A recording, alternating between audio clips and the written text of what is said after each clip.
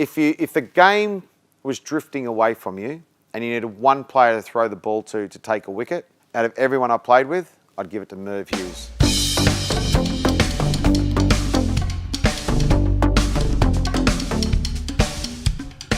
Merv Hughes was a terrific cricketer. He's a great mate, one of my dear friends. But he's a pest too, but every team needs a Merv Hughes. He was great team man, one of the best team men I've ever played with. But rooming him was an experience. I remember in Adelaide, it was my second test match, and Merv was one of the groomsmen at my wedding.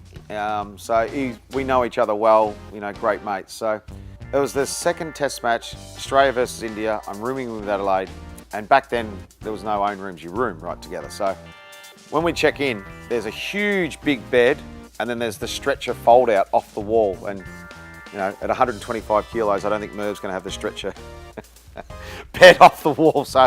And I'm the youngster, so I get the stretcher bed, obviously. So we get to have a few too many drinks that we should have at the bar the night before the game.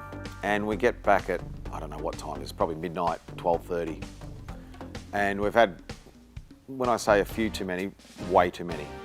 And I sort of hop into bed, and next minute I hear this phone, and he goes, "Are you hungry?"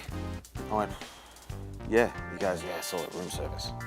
So he picks the phone up and he goes, "Room service, yep. Can I order some food, please? Can I have 2 hamburgers with the lot? I'll have 1 steak sandwich. I'll have a side of bacon, 2 sides of fries. Do you want anything?" I said, "Oh, mate, I'll have a toasted cheese sandwich. 4 toasted cheese sandwiches and some extra fries.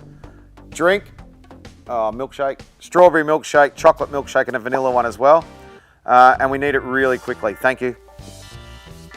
And I went, "My goodness, that's a fair bit of food." Anyway, so it comes in and we eat our food. We don't get through all of it. Well, Merv tried, but he didn't. And he said, "I'm going to teach you a very important lesson in life." I said, "Oh yeah, what's that?" He said, "Never leave the room service tray with all this sort of food outside your own room. Put it outside one of the fitness guys' rooms so they get in trouble." I said, "Okay." So he said, "Craig McDermott's staying down the hall, move it outside his door." I said, "Okay, what room?" And he's looked up the room list, finds out what room it is. So I go out and I start pushing the trolley, and next minute I hear the door slam. I went, "Hey, suck shit. So I'm starkers.